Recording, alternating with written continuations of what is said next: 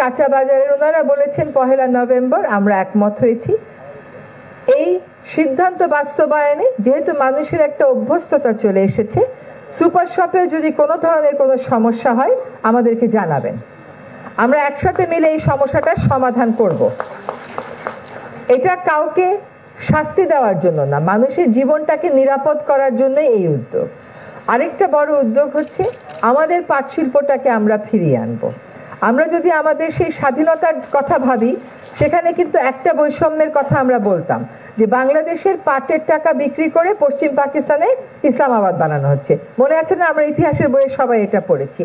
সেই পাট শিল্প এখানে এসে শুনি বিদেশে রপ্তানি করে, কিন্তু আমার দেশের ক্রেতারা কেনে না। সুপার শপের কারণটা হচ্ছে যে আপনাদের যে ক্রেতারা আছেন তারা বিষয়গুলো জানবেন, বুঝবেন, এবং তারা হয়তো 20 টাকা 25 টাকা বাড়তি একবার খরচ করা তাদের জন্য খুব বেশি বোঝা হবে না। কিন্তু আমি আবারও বলছি যে সিদ্ধান্তের বাস্তবায়ন পর্যায়ক্রমিক। আমরা এই মুহূর্তে বলছি না কিন্তু যে সুপার শপে 1 তারিখের মধ্যে না হলে আমরা পুলিশি অভিযানে যাব, এই কথাটা কিন্তু বলা হচ্ছে না। সুপার শপে হবে, আমাদের শিক্ষার্থীরা যাবে, শিক্ষার্থীদেরকে এটা হচ্ছে উদ্বুদ্ধ করা, এবং একটা শিক্ষার্থীদের তালিকা করা হয়েছে কোন কোন স্কুল কলেজ, সেটা আগামীকাল ওদেরকে এখানে একটা ওরিয়েন্টেশন দেওয়া হবে। ওরা কেবল উদ্বুদ্ধকরণের কাজটা করবে, আর হয়তো সকলের হাতে একটা করে পোস্টার থাকবে পলিথিন ব্যাগের ক্ষতিকর দিকগুলো নিয়ে। ওরা কয়দিন থাকবে, কয়দিন যাবে, আপনাদেরকে নাম ঠিকানা সবই বলে দেওয়া হবে। এটা 2 দিনও হতে পারে, এটা 5 দিনও হতে পারে। এটা কালকে ওদের সাথে যখন আমরা ওরিয়েন্টেশনে বসবো তখন আমরা বুঝে যাব। ফলে এটাকে নিজস্ব দায়িত্ববোধ থেকে যেন আমরা এই কাজটা করি সেটা মনে রাখতে হবে। আপনারা যারা সুপার শপে আছেন আপনারা জানেন যে বিদেশে যখন আপনারা কোনো শপিং করতে যান, তারা যখন আপনাকে জিজ্ঞেস করে তুমি ব্যাগ কিনবে কিনা, যদি আপনি ব্যাগের কথা বলবে হচ্ছে $3, $5, তখন কিন্তু ওটা তো আমরা কিনি না, আমরা বাসা থেকে নিজেরা একটা ব্যাগ নিয়ে যাই। মানুষকে এই অভ্যস্ততায় আমাদেরকে আনতে হবে। আরেকটা হচ্ছে যে আবারও বলছি যে সকলের সমস্যা শোনা হবে, আমরা যেন কেউ হাল না ছেড়ে দিই যে এইটা আজকে এটা সমস্যা হচ্ছে বা ক্রেতা এটা অভিযোগ করছে, এটা একটা সাংঘাতিক বড় ব্যাপার না, সকল অভিযোগই নিষ্পত্তি করা সম্ভব, আমরা নিষ্পত্তি করব। আপনারা 15 দিন এইভাবে যান, দেখেন কি সমস্যাগুলো হয়, আবার আমরা বসি, আবার আমরা জুম মিটিং করি, সেখানে কি সমস্যা হয় সেটা মোকাবেলা করার জন্য আমরা তখন সিদ্ধান্ত দেব। আরেকটা হচ্ছে যে এটা যে কেবল পলিথিন অপচনশীল তা না, কিন্তু এটা বানাতেও কিন্তু অনেক রকমের কেমিক্যাল দেওয়া হয়।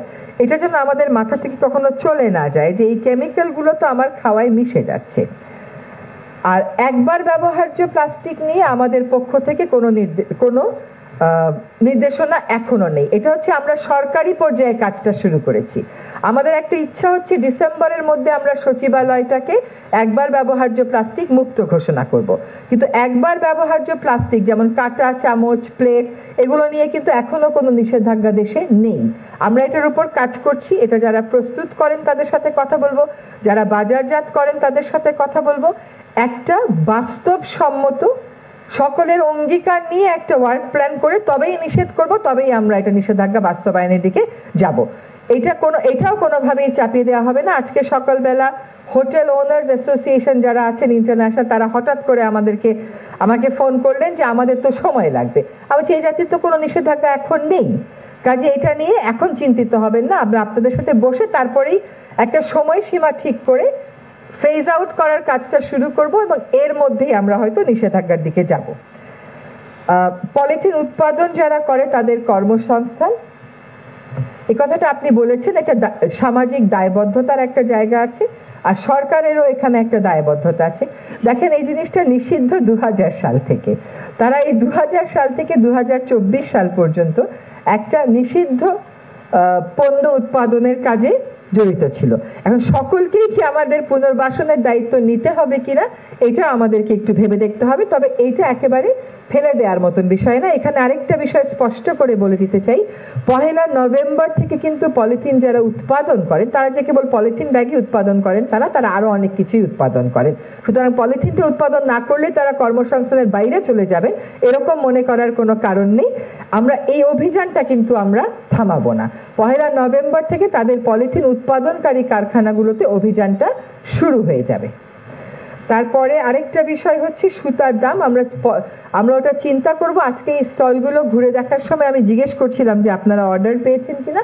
কেউ কেউ বলল পেয়েছেন, কেউ কেউ বলল এখনো পাননি, এবং ওনারা বললেন যে ব্যাগটা ওনারা এখন 25 টাকায় বিক্রি করছেন, বাল্ক অর্ডার পেলে ওনাদের পক্ষে এটা আসলে দামটা কমিয়ে আনা সম্ভব। সেটাও আপনারা বিবেচনায় রাখবেন। পলিসি সাপোর্টের কথা বলেছেন, আমি মনে করি এটা একটা খুবই ভালো বক্তব্য। আসলে সুপার শপের যারা আছেন তাদের সাথে বিকল্পের পরিচয় করিয়ে দিতে বাংলাদেশ জুট মিলস অ্যাসোসিয়েশন একটা আয়োজন করেছিল, আজকে আমরা একটা আয়োজন করছি।